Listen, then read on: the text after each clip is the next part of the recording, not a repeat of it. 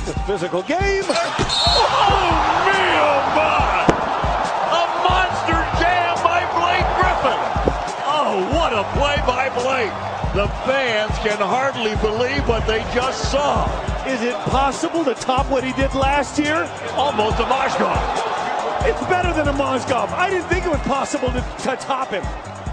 Look at that. Welcome to Three the Hard Way Sports Podcast. From three guys who taught sports together over lunch for over 10 years. Probably eating a Fudgy the Whale. Sometimes I dream that he is me.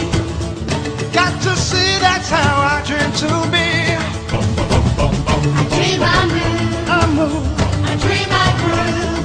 Like Mike, if I could be like Mike. I wanna be like Mike. Like Mike, if I could be like Mike. Welcome everybody to Three the Hard Way Sports Podcast.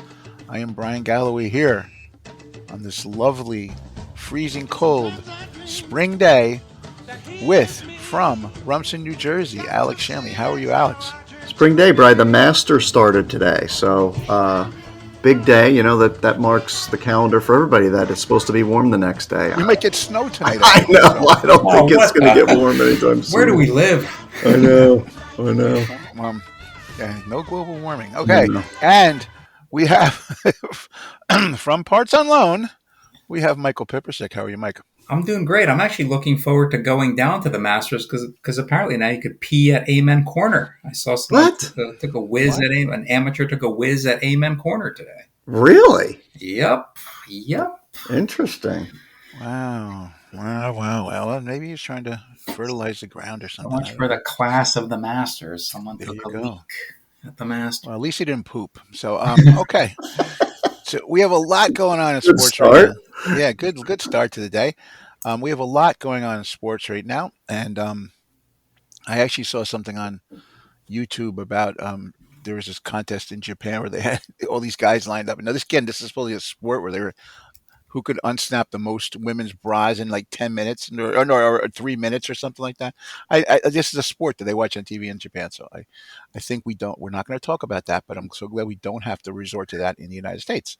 Okay, so we're going to talk about basketball a little bit tonight. What do you want to start with? First of all, Dwight Howard got into the Hall of Fame. What do you think about that?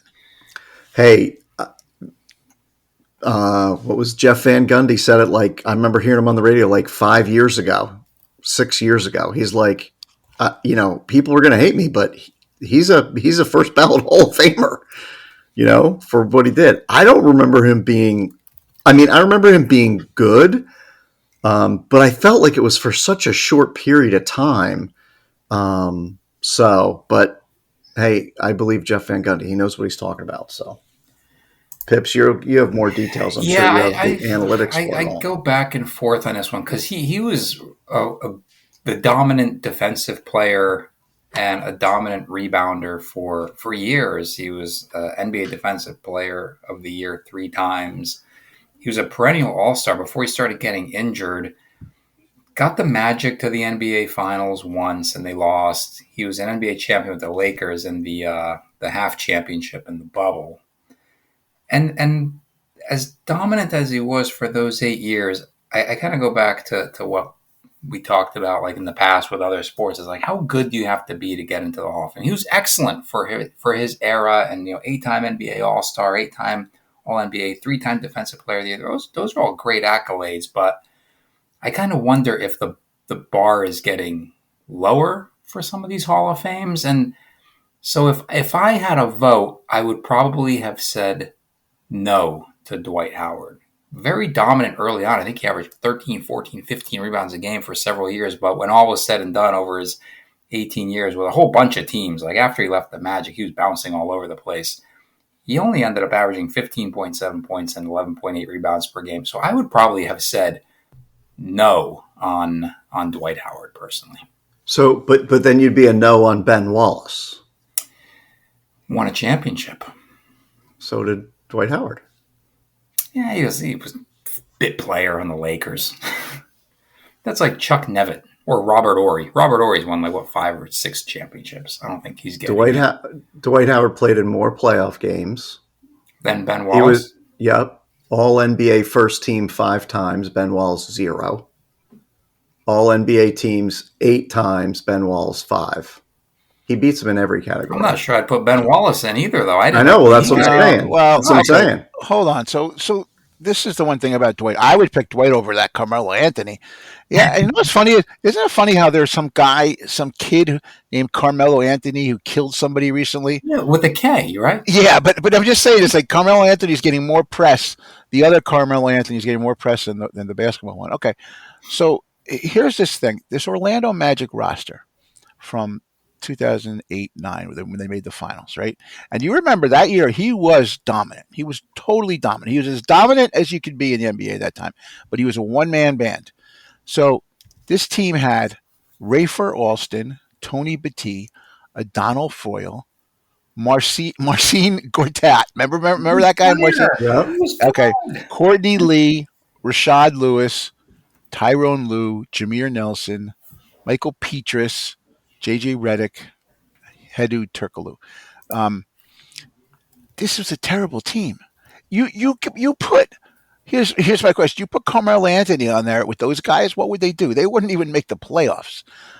I just cannot believe that. I used to watch those games, and I was rooting because they used to call that the Disney series because it was the Lakers. It was L.A. versus Orlando. The two Disney. There was the Disney feud, and it was pretty crazy. I remember that because ESPN was running it and at the time, and it was a very interesting series. I remember that series, but it was like the biggest underdog because you're talking about you had the Paul Gasol, Kobe Bryant, Andrew Bynum, Derek Fisher, that Lamar Odom, Luke Walton, that team, right?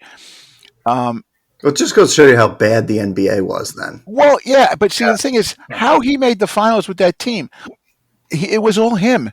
Because they double teamed him like crazy, and he still scored. It was amazing. I used to watch that. I used to watch him. They used to double down on the poor guy all the time, and he would still score 30 points. He was unbelievably dominant that one year. Again, that's the only year he was like that because I think afterwards he had injury problems or contract problems, and he just he wasn't the same guy. But that shoddy lineup that he had with that, I don't even know how many of those guys even had much of a career after that.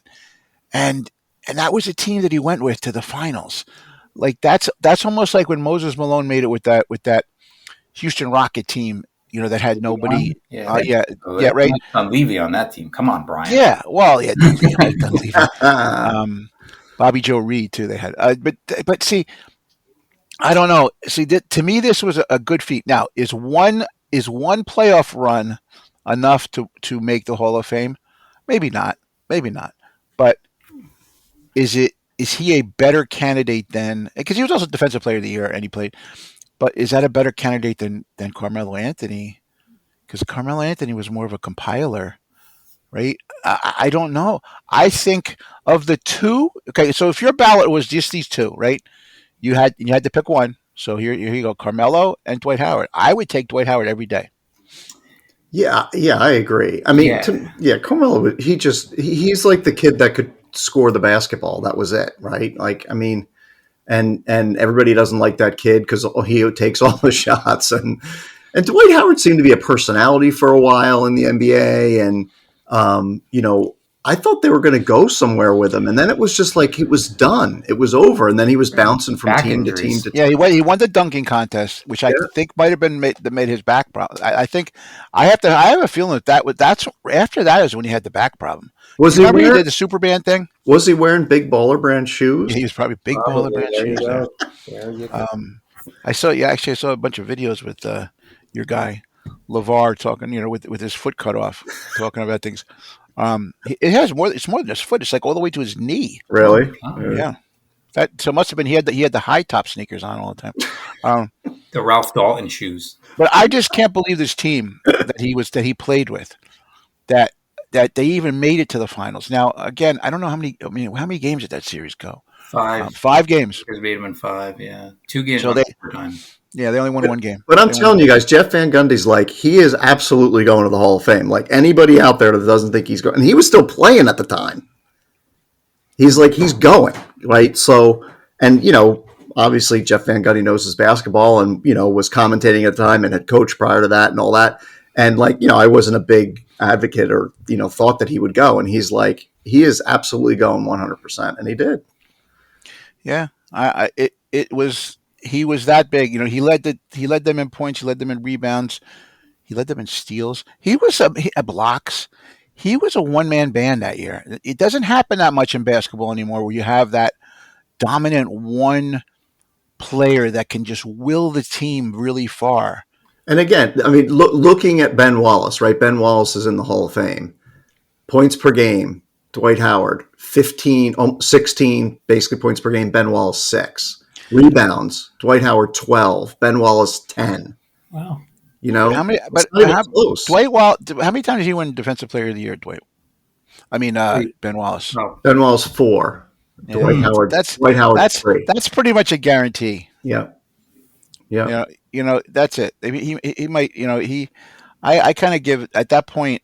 Dwight Howard 5-time rebound leader and 2-time block leader early in his career. He was winning it every year. Yeah. Yeah, I don't know. I think so. I didn't hate Howard. I always thought he was a good guy. His father was a cop, I think, and I remember he was a good player, and he brought after they had the Shaq years and Penny years of Orlando. Orlando was a mess for a while. He brought them back to prominence because remember they lost Tracy McGrady, and then they were just a bum team, and then he came in, and he got him to who was their coach? It's another whole thing. Wasn't it the short guy, gray hair? It wasn't Bryan Hill, was it? No. Yeah. He was, I think, Shaq's coach. It wasn't Stan Van Gundy, was it? Might have been. Stan Van Gundy coached the Magic for a long time, right? Maybe that's why Jeff Van Gundy was so high on him. There you go. It's all coming together now. I'm looking at all these past years of Stan Van Gundy. It was Stan Van Gundy, Brendan Malone, Steve Clifford, and Patrick Ewing was the assistant coach. Brendan Malone, father of Mike Malone.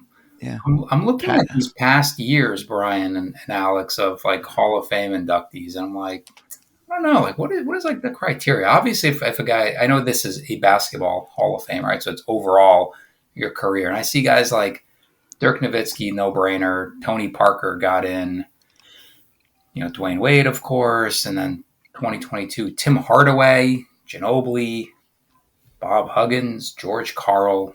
2021, Chris Bosh, Tony Kukoc, Paul Pierce, Weber, Ben Wallace.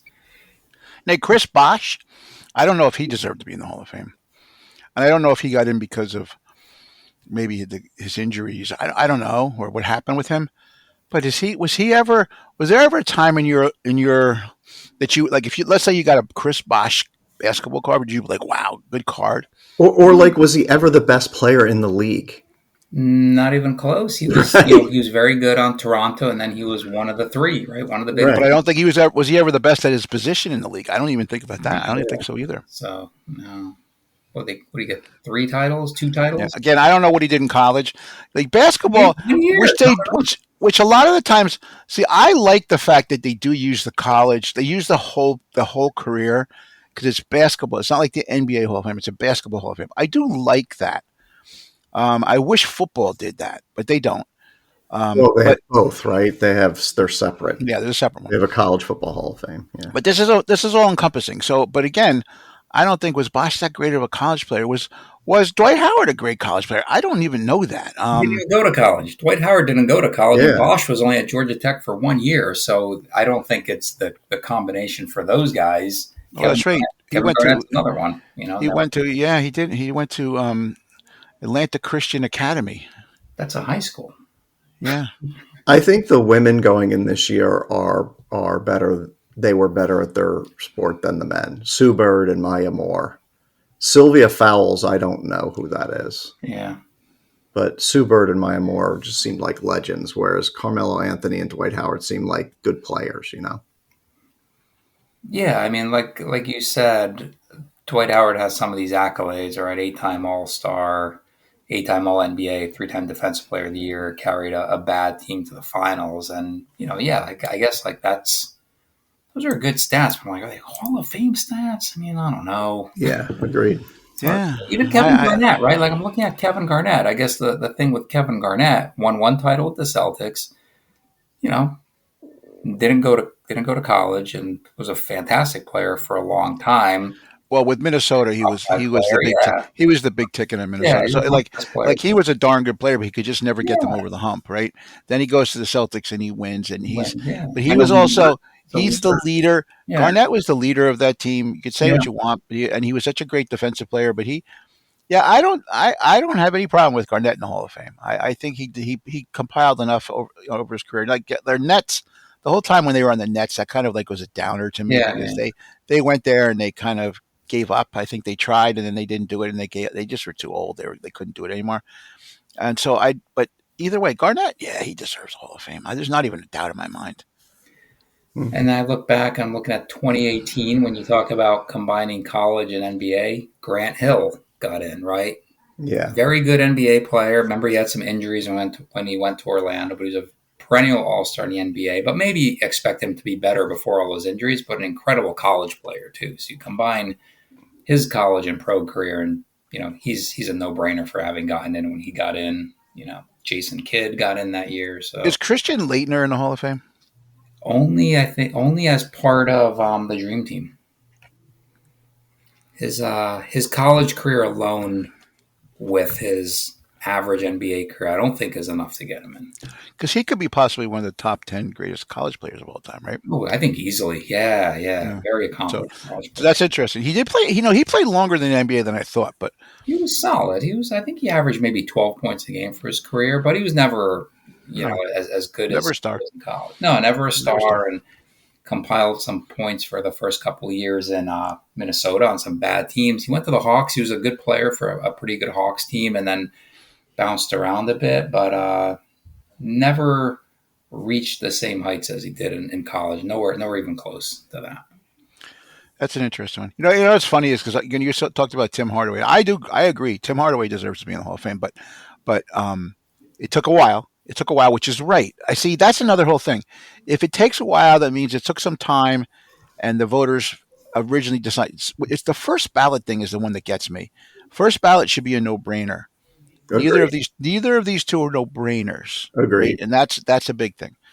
But Hardaway to me was like above and beyond. He was a force for a long time on a couple different teams, so he deserved to be in there. But I have I think we have to do a different episode one time of fathers sons, because most of the time, a lot of times it's the son that's better than the father, but there's a lot of times where the father is way better than the son, and that's one case to me. I always look at Tim Hardaway Jr. He's like nothing like his dad. Like he's such a different player, but there's no way he's the same. It's funny. I always think the dads are better.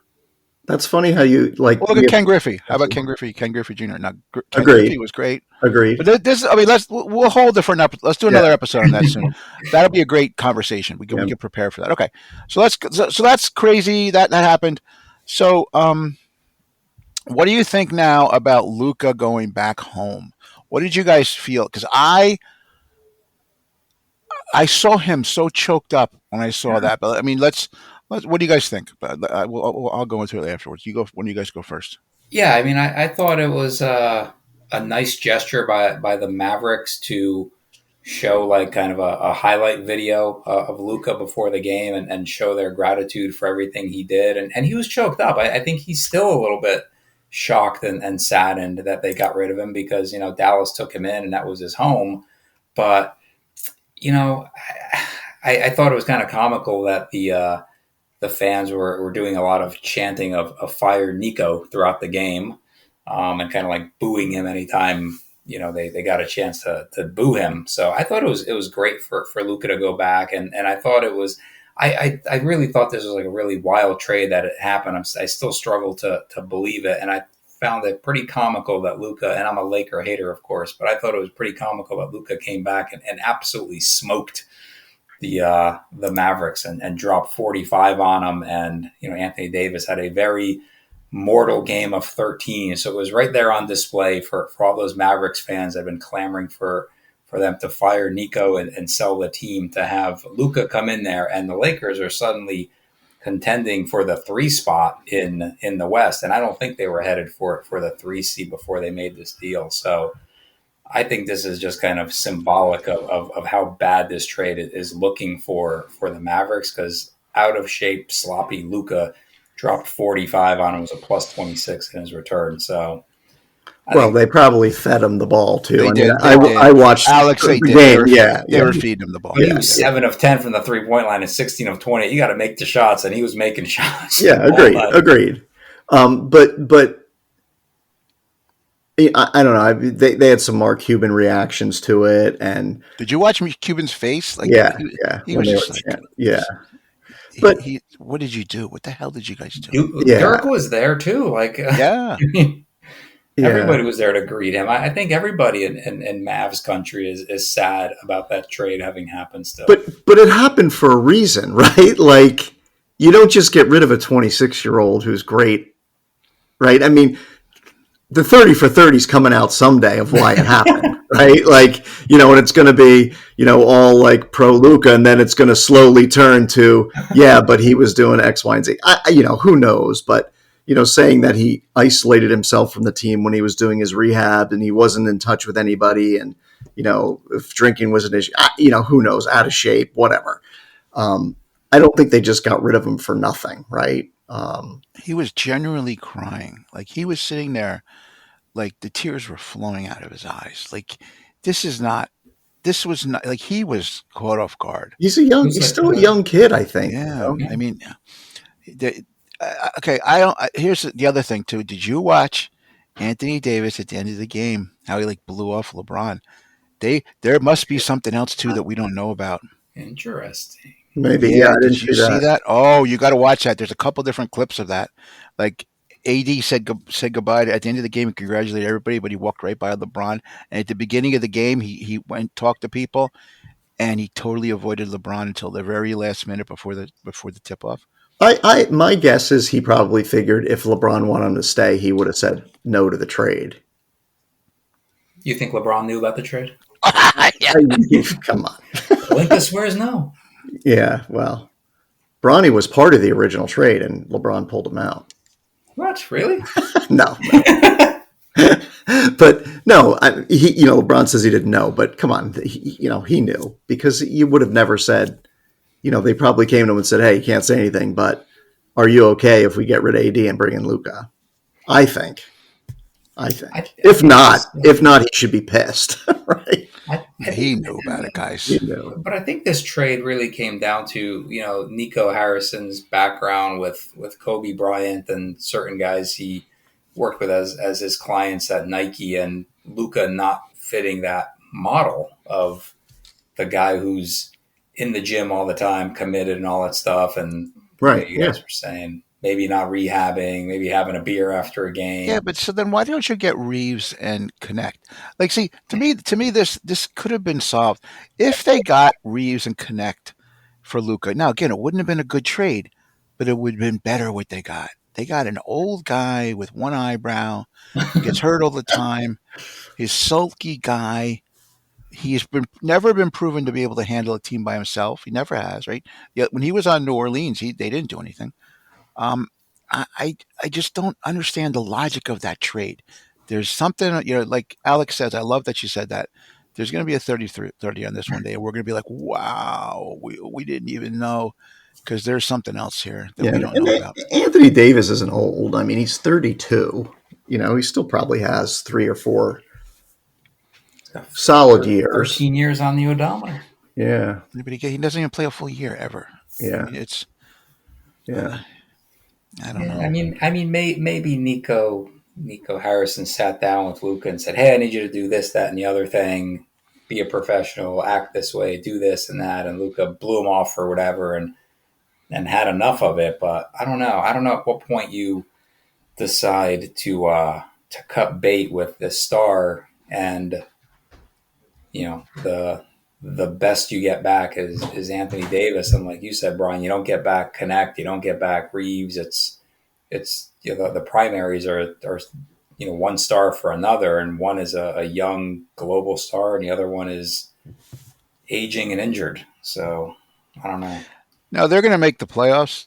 Dallas barely, but they're going to make the are. play. They're in the play-in game. They're already qualified for it. Yeah. But it's just I just don't understand. I don't understand the whole process there. I don't know that's how you build a team. I don't think that's how you show confidence in your team. Like again, he could have made this a better trade. He could have gotten those two guys and at least said, okay, I wanted to get some. 2-for-1. We had some problems with him. We weren't going to be able to sign him. We brought in two good sharpshooters. We can actually make up for his offense, and we already have the centers. We already have the big guys. We don't need Anthony Davis. They didn't need Anthony Davis, but we'll see what happens. Again, it would be hilarious if, for some reason, they do meet in the playoffs, and then Dallas gets healthy and they can actually, because Dallas is really hurting right now with injuries. Yeah, Kyrie didn't play. Yeah. He's done for the season, isn't he? Yeah, he's done for the season. Yeah. So I think just looking at the human aspect of it, and I know it's hard moving, switching teams and all that, and I'm sure that is why part of what Luka was so emotional. This is the best thing for Luka. I mean, for him to play with LeBron James and hopefully learn how to be a professional and learn, the right way to do it, and the right way to train and the right way to prepare your body. If LeBron can't get that through to him, nobody's going to. So I think it's actually beneficial, right, for him. And I think, Kyrie was probably a good mentor for him. But I think when it comes to, pure basketball, I think LeBron is. Well, I mean, I know Kyrie's lacking. So you see this globe over here? That's a bunch of baloney. You see this pancake? That's more like that's like the world. The world is flat. Yeah. I don't know what happens with the boats when they go over the edge, but that's the way it is. I have to agree with Alex, though. I do think I was very surprised when they put that pairing together. I didn't think there was any way for it to work, and I don't know. Kyrie seems to have really matured, and even after Luka got traded, like the things I heard from Kyrie were just very mature sounding and articulate, and I was like, wow, this guy may have finally turned a corner at age 31 or however old Kyrie is, because he's not a young guy either anymore. So that pairing was actually pretty good, because he was having at least the finals last year. The most all around. I think Kyrie had the most all around year of his career this year until he got hurt. I think. Yeah, he was playing well. I mean, he played D even. He was even playing D, which he hadn't done in like 6 years. He got hurt because he was exerting, right? 50% more effort on the defensive side. Yeah. That's why I got hurt. Yeah. Trying to go on defense. So what do you think now? Okay, so we talked about Luka, we talked about Dwight Howard, and the other Carmelo Anthony, the killer. Let's talk about the playoffs right now. Let's. I mean, obviously we want to go look at the West, but because that's more crazy right now. But let's look at the East. The East is kind of shaped up already. So what do you guys think? We've been saying all along, it looks like it's a Boston situation here. Donovan Mitchell's hurt. Is he going to be okay for the playoffs? I don't know. Jaylen Brown's hurt. Who is? Jaylen Brown. Jaylen Brown. He is hurt? How bad? He got hurt in the Knicks game the other night. I don't know, Mike. Have they come out and said? I haven't heard. I mean, he didn't play the fourth quarter against the Knicks. Yeah, he didn't play last night. They got hammered against the Magic. They lost by 20. That's a team they could see in the first round. I'm actually If Jaylen Brown doesn't play, they're done. Celtics are done. Oh yeah, absolutely. I think you need everyone if you're the Celtics. But he's got a right knee impingement, and he's sitting out tomorrow night's game also against the Hornets. So I think he's done for the regular season. And look, if they get the 7 seed, if the 7 seed turns out to be Orlando, who could be playing the Hawks in one of those play-in games, Orlando's probably a reasonably tough matchup for the Celtics, because they could slow them down a bit. They defend the 3 a little bit better. So I agree. You definitely need Jaylen Brown there. You might be able to get through a round or two, but I don't think you're going to the finals and winning another title if you don't have that full complement of the Celtics. It is pretty amazing that Brown Brown is. I mean, Tatum's the star, but Brown may be the better all-around player. Yeah. But I have to tell you something. Porzingis has a 19.7 average. I didn't realize it was that high. Yeah, They almost have three guys at 20 points a game. Yeah. yeah. He hasn't played as much, obviously, because he's had a lot of injuries and he's had an illness that kept him out for a couple of weeks, which they never said what it was. But yeah, I mean, and then of course you got Derek White and Peyton Pritchard's been out of his mind. He's probably going to be the sixth man of the year. I think he deserves it. Yes. But with the Celtics, I mean, they live and die by the 3-pointers. So when you get into second round of the playoffs or Eastern Conference Finals, if they're not making shots, they're a very, very average team. So I just view the East as really a two-horse race between the Cavs and the Celtics. Donovan Mitchell has his I'm not as high on the Knicks anymore. I really was high on the Knicks. I just don't. There's something missing. There's something missing. Okay, they can't beat the Celtics or the Cavs, right? Yeah, no, they didn't win. They didn't beat a good team all year. I don't think they're like 0-10. They actually took the Celtics to overtime the other day, and I think that was the closest game they've had against the Celtics and the Cavs this year. They've gotten blown out by those two teams. So yeah, the Eastern Conference is very top heavy with those two, and then the Knicks are definitely in a different tier. I think what is different about the Knicks going to the playoffs is they have Mitchell Robinson, right? So which they didn't have all year. So they'll have Mitchell Robinson and hopefully Jalen Brunson's back from his injury. I mean, I know he's playing again, but I mean back in true game shape where he's playing full minutes. Like he didn't play his normal allotment of minutes against the Celtics the other night. So I think as Mike said, Cavaliers, Celtics at the top. I think the next step down is the Knicks, and then there's another step down, Pacers, Bucks. I think after that, after the Knicks, I don't see anybody coming out of the woodwork to be like, a 4 or 5 seed team is doing well. I don't think so. I think it's going to be Cavaliers, Celtics, and maybe the Knicks cause a headache for somebody in the.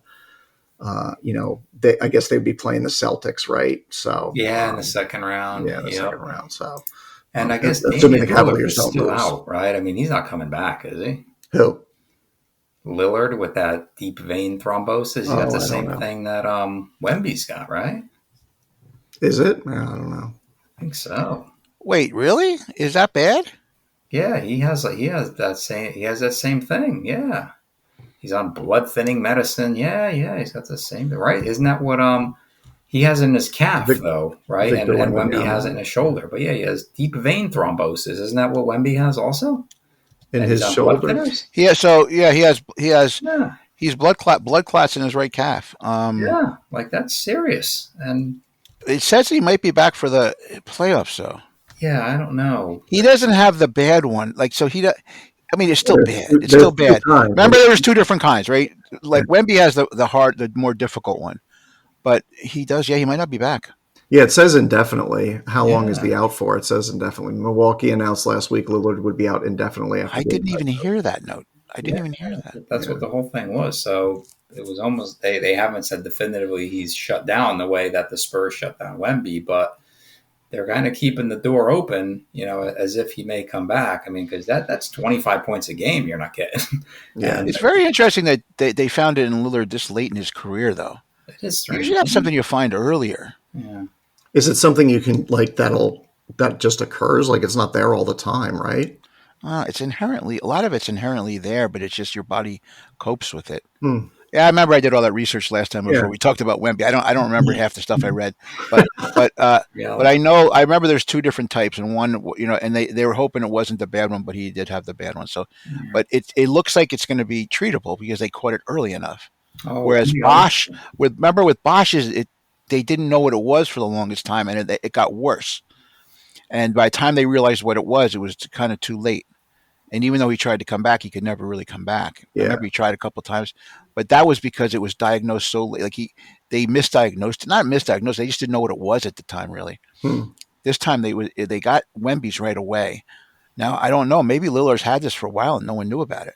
But he's not very injury prone. No, he's a solid guy. He's very durable. He's been durable throughout his career. But yeah, I mean, look, if he comes back, then he potentially makes them a much more dangerous team because Giannis has been playing fantastic basketball. But if you get Lillard coming in and they're in that 4-5 matchup with the Pacers, and they can come through. And I think the Pacers knocked them out last year. The Pacers are always a dangerous team the last couple of years there with Rick Carlisle. But if the Bucks were to get Lillard back and beat the Pacers, if I'm the Cavs, do I want to play the Bucks with a Giannis playing? No.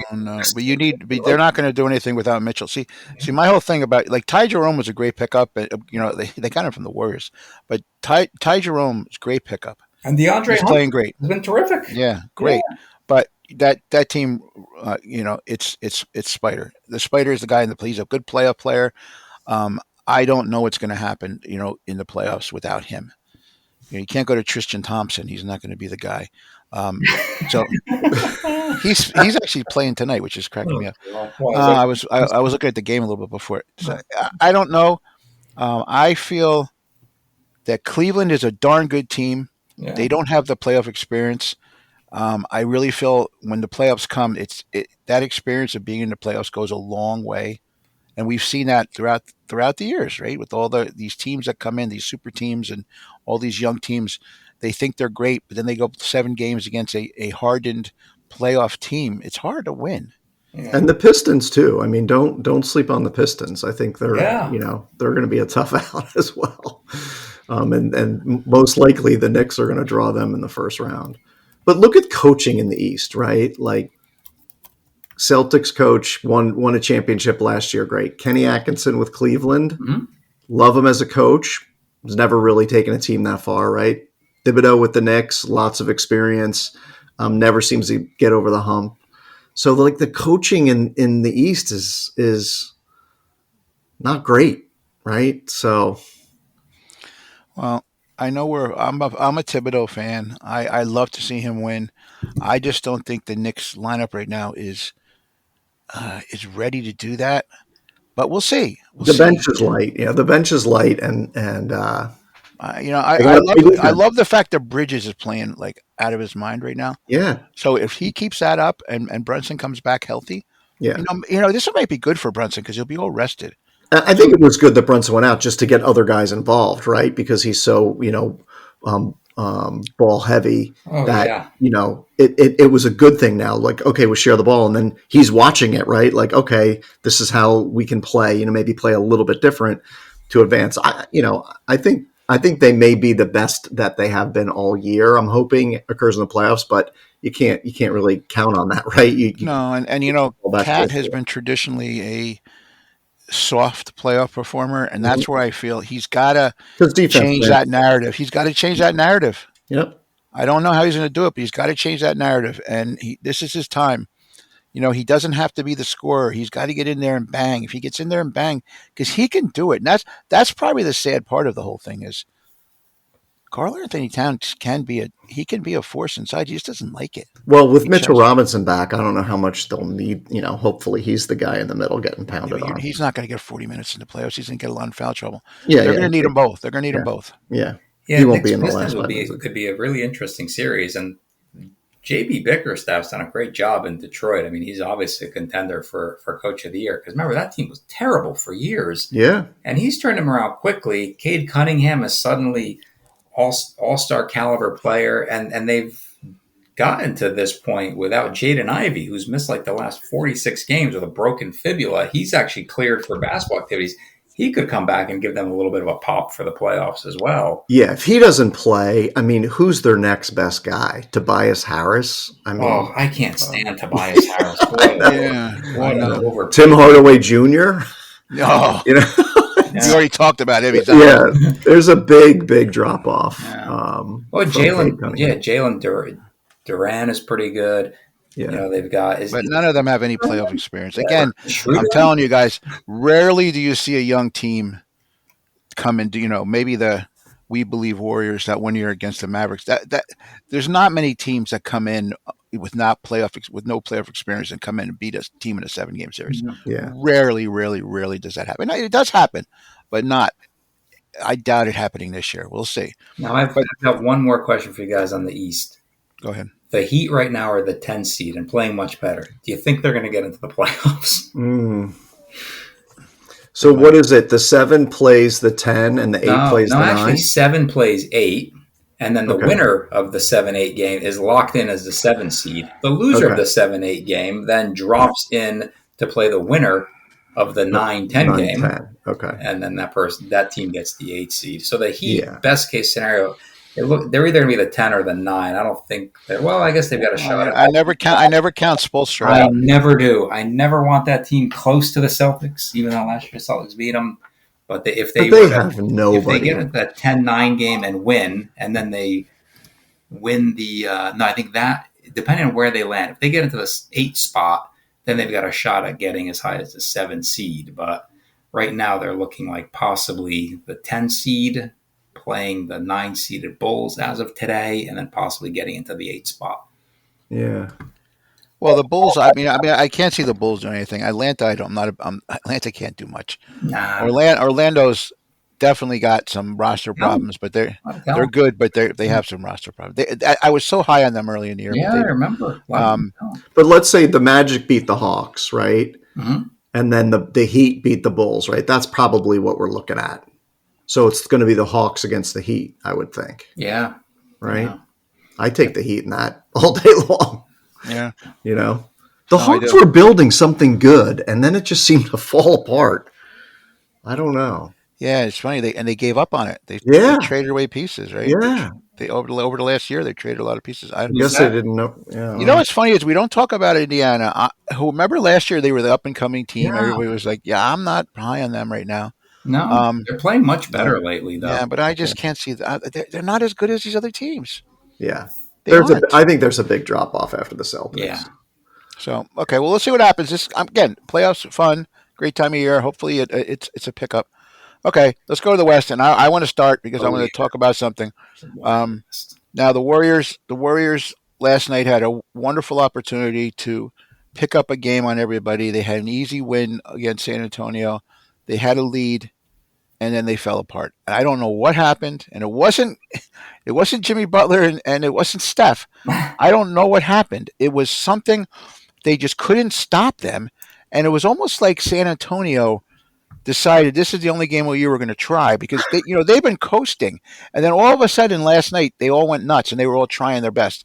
So it was kind of interesting. It was almost like they wanted to try to knock them out. And then Harrison Barnes, the guy who killed us in the finals against the Cavs, couldn't make a shot. He makes a 3-pointer and beats the team. So it's very interesting. But Golden State has been playing great. They've been on a run. I've been. Again, they came out of nowhere. We thought they were dead. They came back a couple of days ago. They had a chance to fall into 4th place. They could have gotten into 4th place, and now they're fighting to be out of the play-in battle. It is wild. The one thing I want to say is this is a very interesting. Did you see the whole? So during the game last night was the first time all year that Buddy Hield passed to Steph Curry when he was open. I'm not even, no joke. And then Steph went over after the game, and gave him a hug. He said, "Hey, first time all year." And then because the other day Steve Kerr said to Buddy Hield, he goes, "Hey, I want you to introduce you to this guy here, Steph Curry. He's the greatest shooter of all time." Oh. and I hope Buddy Hield responded, "Shooter's got to shoot." Yeah, because he's a shooter too. In 26 minutes.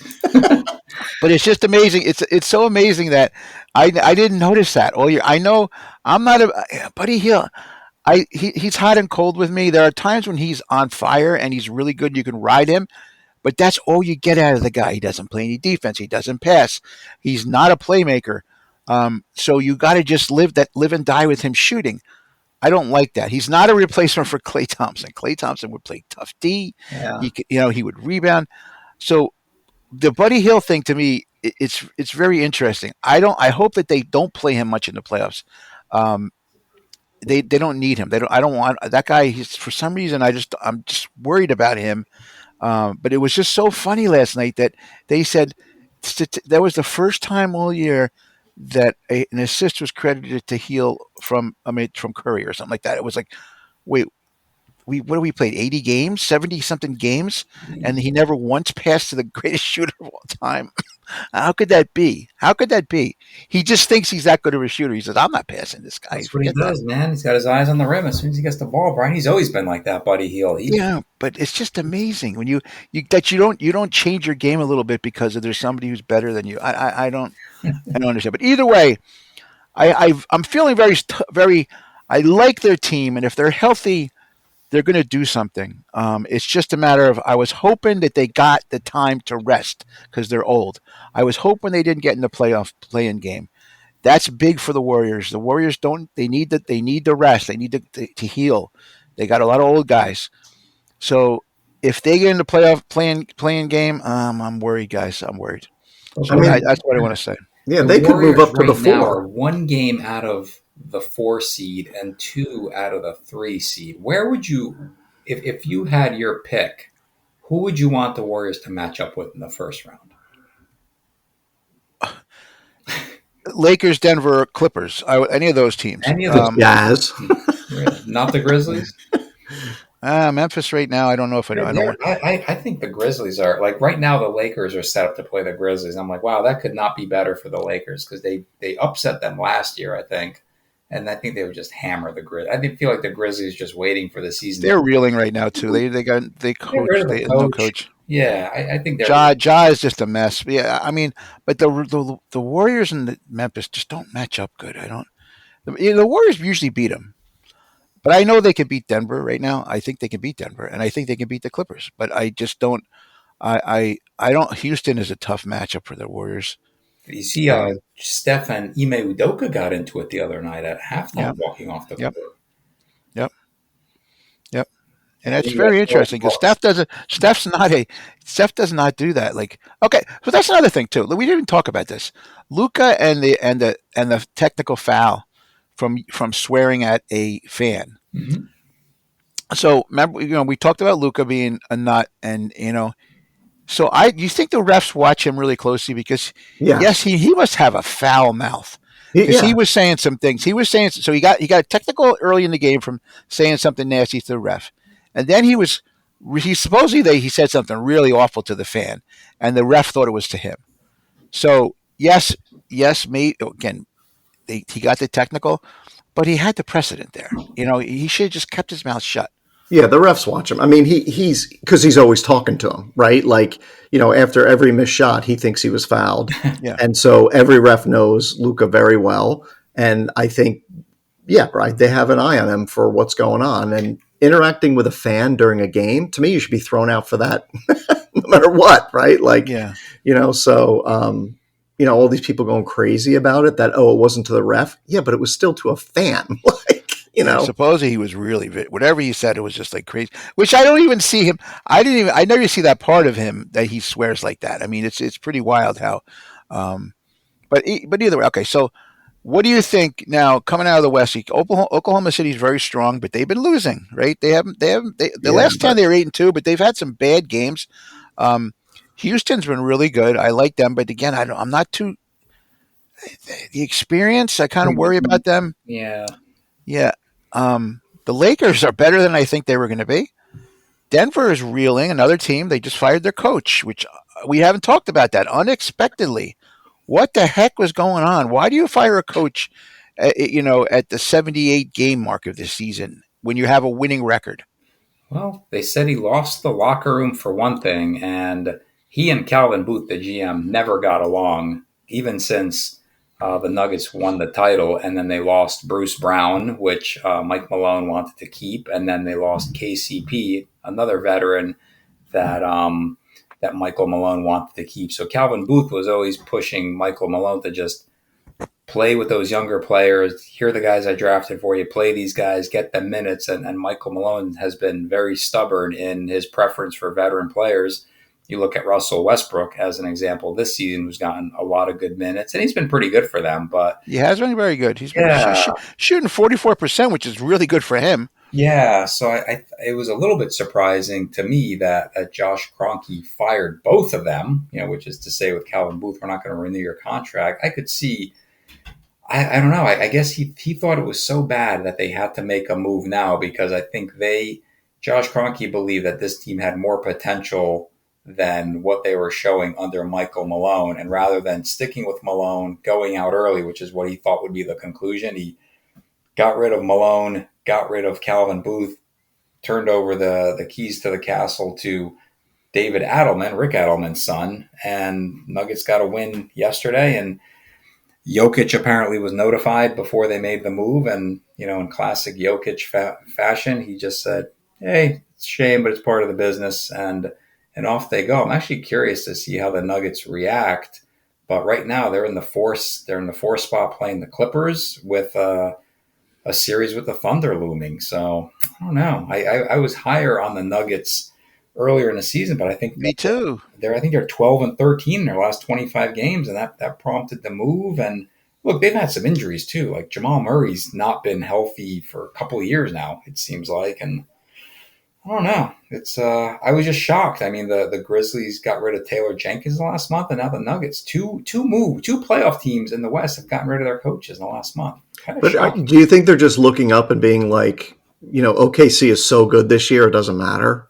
I almost feel that way. Like it's almost like, hey, we're just going to give up and try to reload. And Kroenke, he's saying there were many trends that he didn't like that he saw. Yeah, but see, guys, I'm telling you right now, any of these teams in the West could upset each other. There's no, yes, record-wise, Oklahoma City is dominant, but again, 7-game series. This is going to be up for grabs. Some of these teams. Yeah, but why wouldn't you keep a coach that's won it before? I don't know. Yeah, and I mean, I get it. If you see bad trends, get rid of them after the season. After the season, but not with 10 games left to go. I don't understand that. It's shocking. Bad spot too. Like here you go, David Adelman. You're basically coaching for the job, and how does he win that job now? Like if they lose in the first round, I don't think he's getting it. If he is the 4 seed, beats the Clippers, goes to play the Thunder, and they lose in 4 or 5, 6 games, whatever the case may be. Does he get the job then, Adelman? I don't know. Because that's tough spot. Pretty desirable job, I would think, the Nuggets job. That's a good job. Yeah, you'd think. Right? Oh, yeah. It's probably a great place to live, and it's a good coach and a good organization. He got a superstar. Well, who's disgruntled, though. I heard he wants to leave. Who? Jokic. Yeah, really? Jokic. Yep. There's an article I saw today. Just you know what that means, Bryan? He just wants bigger money. Yeah. He gets enough money. You would think. Buy more horses in Serbia for the offseason. Right. Myles Garrett to the Browns. I'm leaving. I'm going. I'm out of here. Oh, 160 million. I'm right back. Hey, everybody. How you doing? I like what you guys have to say about how we're going to turn this thing around. I was thinking the same thing, Alex. I was like, they're still going to stink. Yeah. I know. It's funny because you think about it. Again, I'm not in that situation in my life, so I've never had, you get 35 million versus 50 million. Is it that much? It's 15 million, yes. But is that much of a difference in your life? If you have $35 million in your bank, how much more can you get for 15 million? Like, what do you really need to do to make yourself happy? Wouldn't you rather have a winning team? I don't know. I agree. The problem is they're all, to be in the NBA, you have to be competitive, and they're all so competitive. They all know what everybody else makes, and they want, they're like, I'm better than that guy, so I want more money than that guy. Yeah. It's like these wide receivers in the NFL who get like $1 more than the next guy just so they can say, well, I'm the highest paid receiver of all time until the next guy signs a contract for $1 more. So right now, so the important thing is Washington's 17-63 and Utah is 17-63. So they have 2 games left each. Do you think they're gonna purposely try to lose them both? They have to, right? Well, you're just getting an extra ping pong ball, right? Like it's not like you get the pick; it's just ping pong balls. So yeah, I didn't think they've been losing for a while. Yeah, so.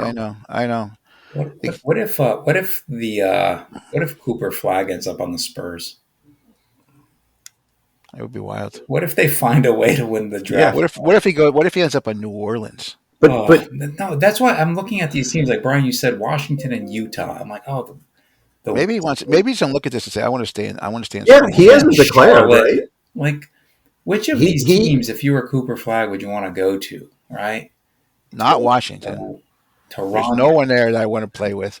Not Utah. Well, maybe Utah, but it's not a great place to. I wouldn't want to go That's live there, man, yeah. right?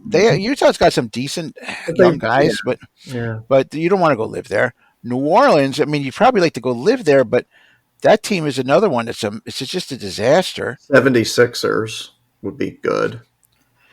Yeah, but At least they try to win. yeah, and you have a good fan base, and it's a good place to play. If Portland gets the number 1 pick, they'll probably pass on him.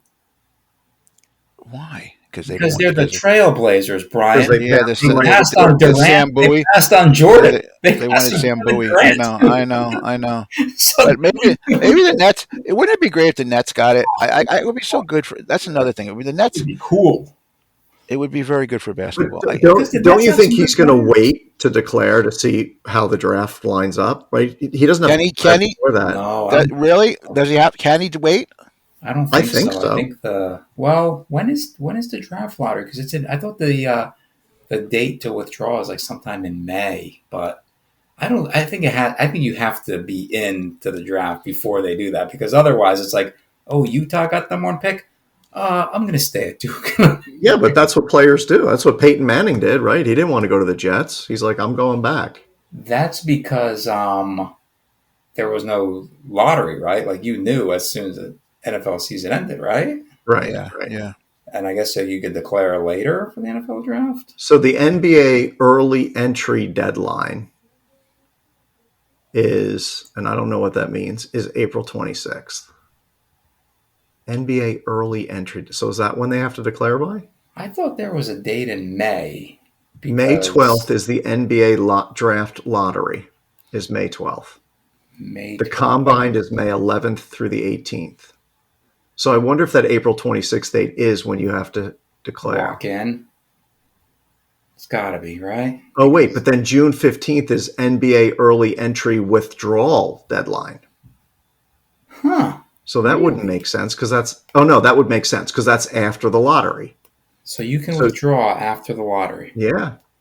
Very interesting.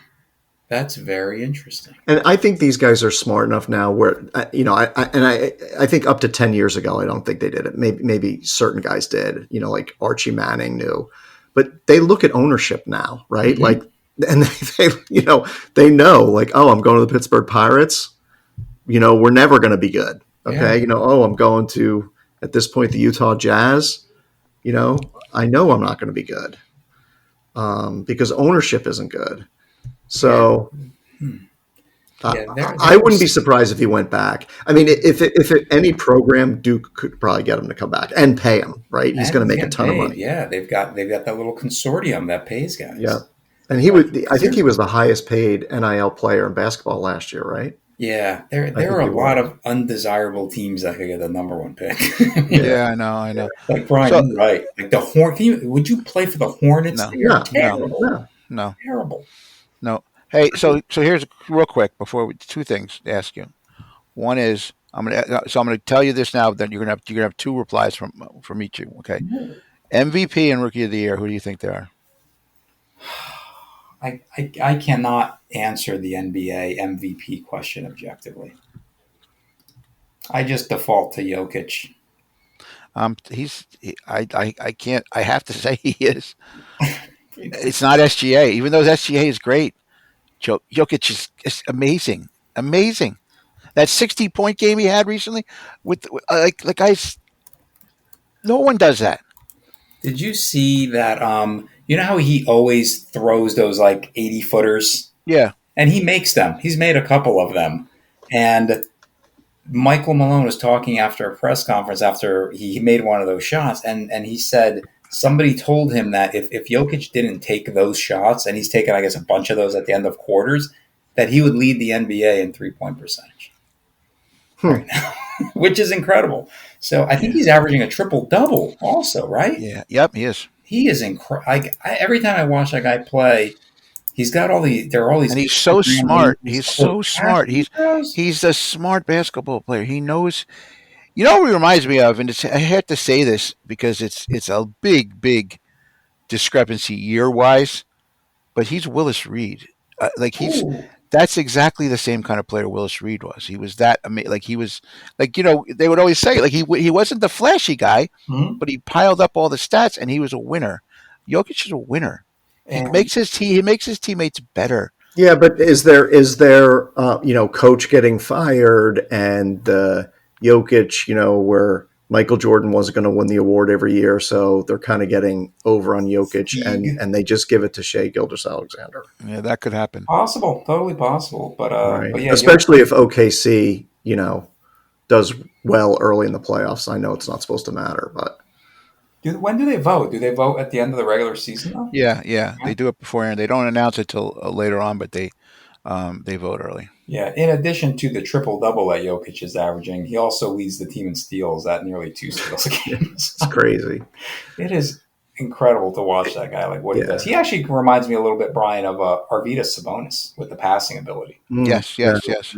But he's better because yeah. Sabonis couldn't stay healthy. Yeah, he was. And he I moves never so saw much better than Sabonis play Sabonis. before he came to the NBA, but they said before he had all these foot injuries before he came to the NBA was phenomenal and very agile. And obviously when he came to Portland was hobbled, but still a tremendous passer. So yeah, so I kind of just lean to Jokic because I'm biased towards the European guy.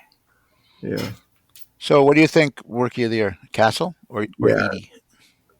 I go with I think- Castle. I love Castle. Yeah, I do. I love him too. But I think he's a I'm telling you, the last month or so, Edie has been playing amazing. Yeah, look at that, guys. You didn't like Zach Edey coming out. I kind of thought he Yeah, I know. And he's Alex in the right Starr's spot. having a great year. Yeah, but again, did they win? What do they win? They win Well, nothing. Yeah. None of these guys do, though. None of these But teams solid, do. right? 9 points, 8 rebounds a game is solid. Yeah, Castle. I like Castle a lot. He's Yeah. but I think Edie has really proven that people were so down on him. They figured out what a bum. He's been learning. He's been working out. He's been Hard worker. Yeah. Yeah. But he's just on a weird team. That team he's on is I don't think it's a great place for him. But And I don't think he's a guy you can build around, right? No. I think he's a lot like Mitchell Robinson, right? Like you want to have a great team and then you put him in the middle of it and let him do his thing. And you don't have to rely on him for a lot, but he'll bring something to the table for you for sure. so here's my question. And none of these French guys have done pretty well, have they? I guess they're okay, right? The guy, what's his? I don't even know. Zachariah is that one of the French guys? Yeah, Rissacher is yeah, one for of the them, Hawks. and He's pretty good. Sar, right? One of them plays for the Wizards. Yeah, right? Sar plays for the Wizards. Yeah. Yeah. How about the guy for the Knicks? That French guy. Does he even play? Frederick Weiss? No, not Frederick Weiss. Jack? Frank Nikolashiki? Yeah, Nicolatini. Yeah, that guy. Yeah. Too many consonants. Yeah, no, I just think I hope that they don't do this again. Pick a bunch of these weird players that no one knows and expect them to come in and be a star just because Wembyana, could be that player. But again, that could be a total. Could you imagine if he never plays again? Oh my gosh, geez. that'd be terrible. Terrible. It'd be terrible. That'd be bad for your card collection. Yeah, 100%. 100%. I got a couple good ones of him too recently. I mean, yes. Yeah. If assuming he comes back healthy, the Spurs could put something together. Like they got 3 really good young pieces, right? With De'Aaron Fox and Stephon Castle and Wemby, and then they've got your one of your favorite players, Brian. Jeremy Sochan is on that team also. And then Chris Paul, veteran leader. But if you're looking for one of the worst teams to go to, right? Spurs are one of them, Sixers are one of them, maybe the Nets, but the Hornets, the Wizards, the Pelicans, and the Jazz. Yeah. Yeah, I mean, so if you're a young guy going to Philadelphia, organization, the arena, the fan base, that might be a good thing for him. He'd be so welcome there. I mean, they'd love him. And it's East Coast, close to home, I think. New Orleans is always a great place. They have a great fan base. You don't want to be with Zion, who I don't even know if he's ever going to be anything. He just doesn't seem to want to lose weight, and he's always going to be hurt. So that's never going to change.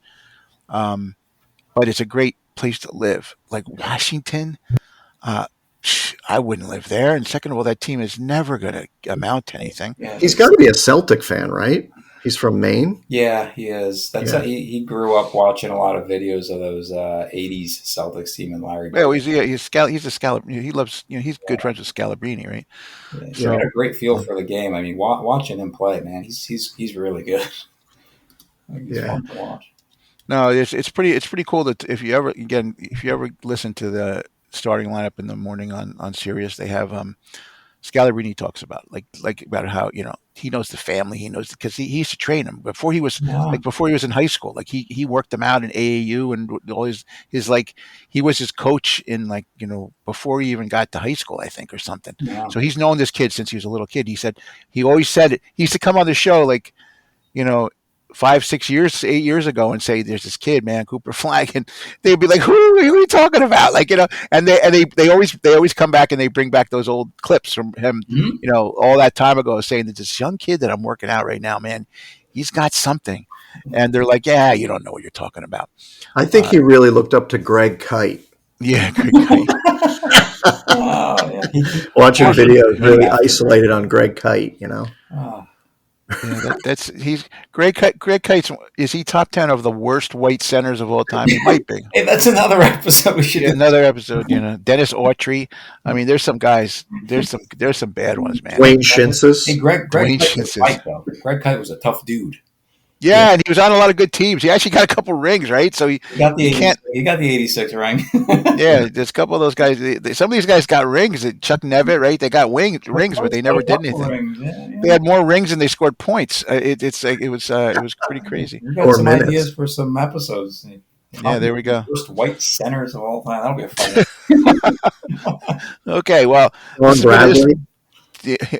yeah, but Sean Bradley, he had a couple of decent years, and he was also in Space Jam. So Oh, you can't, there you go. Hall of Famer. Hall of Famer. Space. I don't know why they put him in that. Like, when did they come up? Who was casting that? Like, you know what? We should put Sean Bradley in this. Yeah, he's just.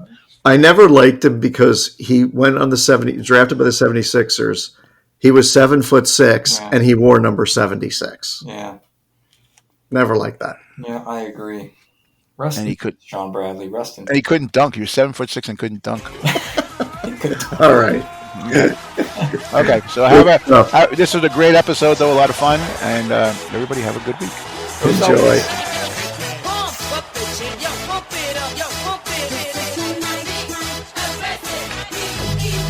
This is Tom Carvel. Thank you for listening to 3 the Hard Way Sports Podcast. Remember to get a Fudgy the Whale or Cookie Puss for the next time you're sitting down to watch the big game.